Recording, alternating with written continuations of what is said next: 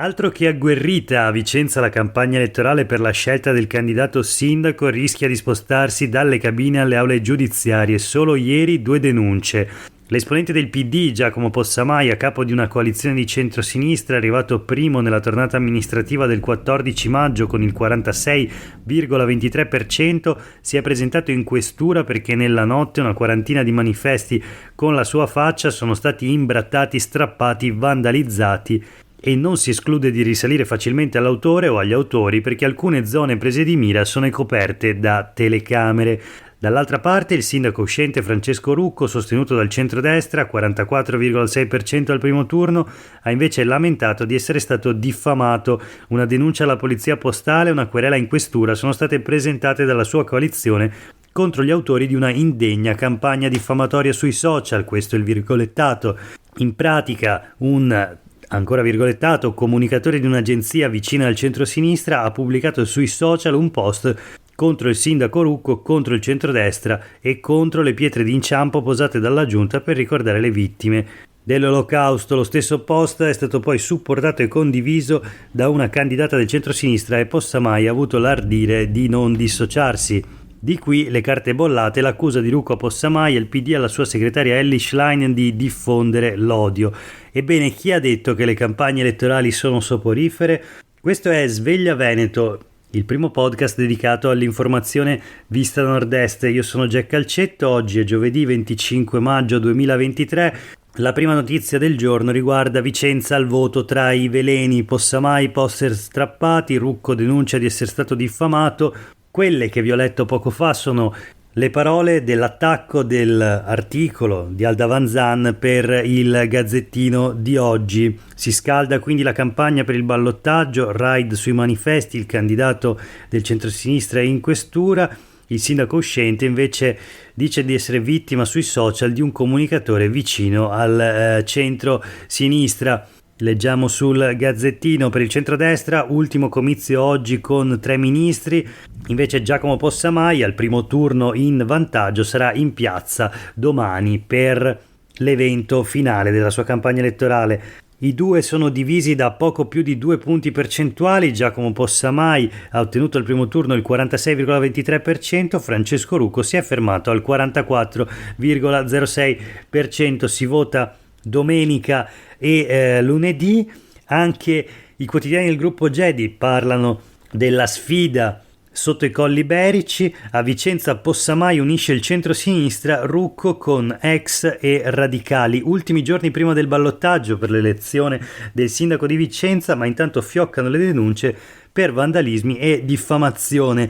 L'articolo di Enrico Ferro: Giacomo Possamai con i grillini e Lucio Zoppello, Francesco Rucco con il Popolo della Famiglia e il suo ex acerrimo nemico Claudio Cicero. Il tempo delle chiacchiere sta per scadere, domenica e lunedì si torna alle urne a Vicenza per il ballottaggio. Il giovane astro nascente della politica veneta sarebbe Giacomo Possamai contro il sindaco uscente Francesco Rucco. Il nuovo contro la continuità, la tensione è alle stelle, infatti ormai da 24 ore volano le denunce. Qui di nuovo si parla appunto delle querele, delle denunce partite da una parte e dall'altra. Vediamo gli schieramenti. Claudio Cicero, centrodestra puro, è passato dall'essere uno dei più accaniti nemici di Rucco a fare l'apparentamento proprio con lui. Dietro la garanzia di un posto da assessore e la promessa di bloccare per alcuni mesi il progetto della TAV. Era un suo assessore in giunta, litigarono proprio sulla TAV, ma sono riusciti a quanto pare a ritrovare di nuovo l'armonia grazie all'intervento di Matteo Salvini, che da ministro alle infrastrutture avrebbe promesso a Cicero un filo diretto con la cabina di regia che dovrà occuparsi della realizzazione della TAV. Il segretario federale della Lega ci aveva provato anche con l'altro assessore uscito in polemica dalla giunta Rucco, cioè Lucio Zoppello, ma quest'ultimo non ha ceduto alle lusinghe del leader nazionale e ha deciso di proseguire con Giacomo Possamai senza apparentamenti ma con una convergenza sul programma, ha evidenziato il candidato del centro-sinistra. E se nel caso di Zoppello l'elemento di convergenza decisivo è stato la TAV, nel caso dei 5 Stelle, di cui Edoardo Bortolotto è stato il candidato sindaco, il punto di contatto sono i temi ambientali. Vengono citati anche la valorizzazione dei quartieri e l'attenzione al sociale, ma è la lotta all'inquinamento il punto dirimente. Possa mai, nel caso in cui dovesse diventare sindaco, ha intenzione di creare un osservatorio per monitorare la situazione. Ho chiesto a Bortolotto di coordinarlo, occupandosi in particolare dell'inquinamento legato all'acqua, ha spiegato, non solo PFAS, ma in generale lo stato di salute dei fiumi, visto che il nostro Retrone è il fiume più inquinato del Veneto. Un ruolo tecnico dunque legato ad una questione specifica di cui Bortolotto si è occupato spesso. Infine da segnalare il Popolo della Famiglia, che aveva appoggiato Novax e No Green Pass, che sosterrà invece al ballottaggio il sindaco uscente Francesco Rucco. Insomma, come andrà a finire lo scopriremo lunedì, dopo il ballottaggio che appunto si terrà nelle giornate di domenica e lunedì mattina. Proseguiamo con la rassegna stampa di oggi, sempre la politica regionale. Zaia e Brugnaro, proroga possibile, vanno verso primavera 2026.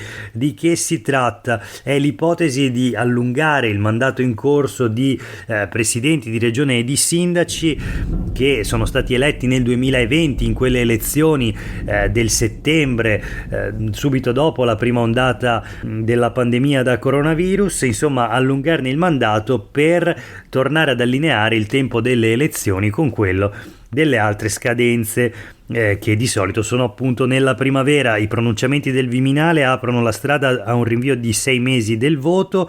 In questo caso i due esponenti politici resterebbero in carica per le Olimpiadi. Qui si parla di Zaia e di Brugnaro, sindaco di Venezia. La scadenza elettorale così tornerebbe nel periodo previsto dalla legge tra il 15 aprile e il 15 di giugno. Altre notizie che riguardano Zaia, presidente della Giunta regionale del Veneto.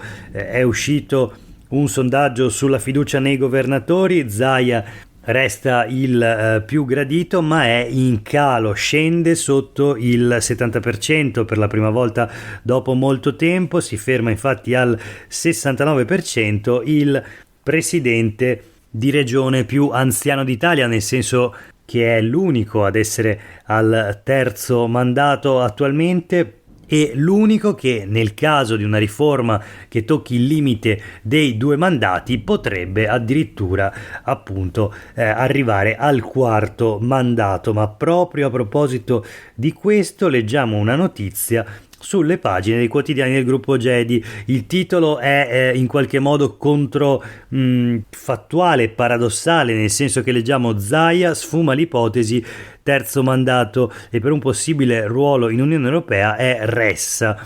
Allora, paradossale perché in realtà quella del terzo mandato per Zaia è ben più di un'ipotesi, visto che, come abbiamo detto, attualmente Zaia è già al terzo mandato da presidente della giunta regionale, eletto per la prima volta nel 2010, poi la seconda volta nel 2015 e ancora nel 2020. Il punto della questione qual è? Non c'è trucco, non c'è inganno, semplicemente il limite dei 2 mandati per i presidenti di giunte regionali è stato introdotto dopo la prima elezione di Zaia, che quindi ha potuto godere di una sorta di mandato zero. Quindi Zaia al terzo mandato ci è già arrivato, ora per lui quello che per gli altri è un'ipotesi di terzo mandato sarebbe un'ipotesi di quarto mandato. Ma vediamo perché i quotidiani del gruppo Gedi, nell'articolo di Filippo Tosato, un retroscena, parlano di ipotesi sfumata. Leggiamo: modificata la proposta di legge con la deroga per il rinnovo alla presidenza della regione. L'iniziale proposta di legge di riforma del testo unico sugli enti locali includeva la chance per i sindaci di comuni superiori ai 15.000 abitanti e presidenti di regione, nonché il ritorno all'elezione diretta nelle province, un obiettivo ritenuto prioritario dalla maggioranza, che a fronte delle perplessità espresse dal centro-sinistra e dei mal di pancia affiorati anche nel centrodestra ha ceduto sul resto. Quindi sarebbe saltata l'ipotesi della modifica al tetto dei 2 mandati. E quindi cosa farà Zaia da grande, si chiede Filippo Tosato sulle pagine quotidiane del gruppo Gedi. Se non potrà ricandidarsi alla presidenza della regione Veneto, il futuro del presidente è a Bruxelles, dicono alcuni. L'allusione non tanto alle elezioni europee dell'anno prossimo quanto alla poltrona di commissario italiano nella Unione Europea, appunto nella Commissione Europea, poltrona che adesso è occupata da Paolo Gentiloni. Un'ipotesi che forse, scrive Tosatto, vede però Zaia sfavorito. L'isolamento del drappello euroleghista, che siede accanto all'estrema destra populista e non sembra l'interlocutore ideale con i gruppi popolare, liberale e socialdemocratico, e soprattutto la volontà della premier Giorgia Meloni, decisa a premiare il ministro di riferimento Fitto o in subordine Crosetto, titolare della difesa, sono due circostanze che giocano a sfavore di Zaia, appunto, in questa ipotesi da commissario europeo. Insomma, vedremo come andrà a finire questa vicenda. Nel frattempo chiudiamo la rassegna stampa di oggi con alcune notizie flash.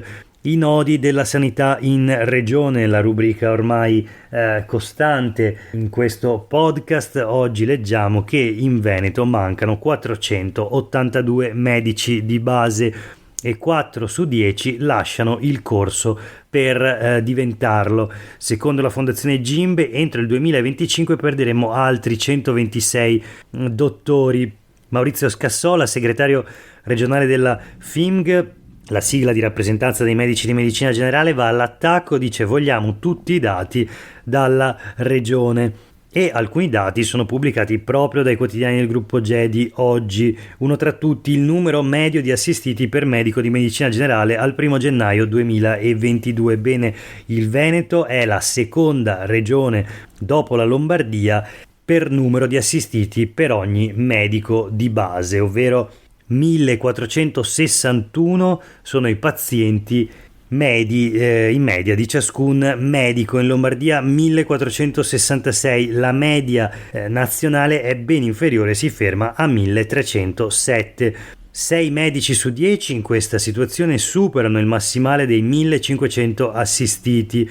Il 67,5% dei medici si è laureato oltre 27 anni fa e i pensionamenti sono destinati ad aumentare ancora. Insomma, una situazione che vede la stima del numero dei medici di medicina generale mancanti al 1 gennaio 2022 in Veneto pari a 482 unità, con altrettante quindi zone carenti sul territorio regionale, cioè zone in cui i cittadini non hanno un riferimento, non hanno un medico di base vicino.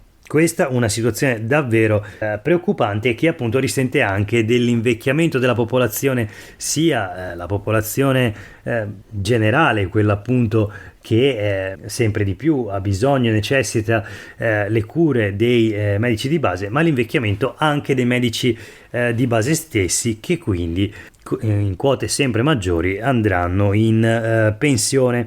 Voltiamo pagina. Smog, arrivano nuovi vincoli dall'Unione Europea, più stringenti naturalmente, ma il Veneto, e questo è assurdo, si oppone.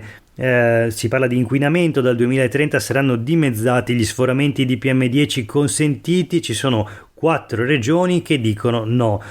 Secondo Ciambetti, presidente del Consiglio regionale del Veneto, esponente della Lega, si tratta di limiti irrazionali e le modifiche sono impossibili. Ma di che si tratta? È la direttiva aria, e quindi già dal nome si capisce che si tratta di una cosa importante, visto che la respiriamo tutti i giorni e ogni ora, ogni minuto della nostra vita. La Commissione europea ha elaborato una proposta per modificare la direttiva per la qualità dell'aria, prevede azioni finalizzate alla riduzione dei livelli di inquinanti atmosferici per consentire l'obiettivo zero pollution fissato dall'Unione Europea, come raccomandato dall'OMS, per il 2050.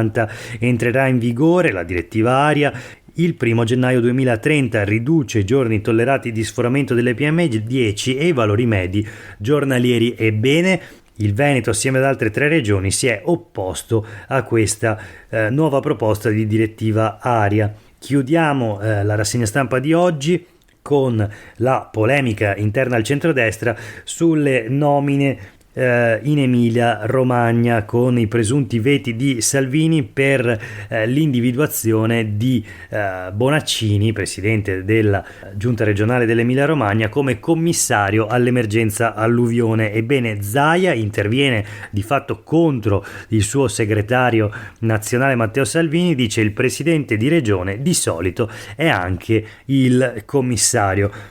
Per oggi è davvero tutto, grazie per aver ascoltato questa puntata di Sveglia Veneto, a tutte e tutti voi una buona giornata e un buon fine settimana. Sveglia Veneto torna dopo la pausa di domani e del weekend, lunedì prossimo come sempre con la rassegna stampa.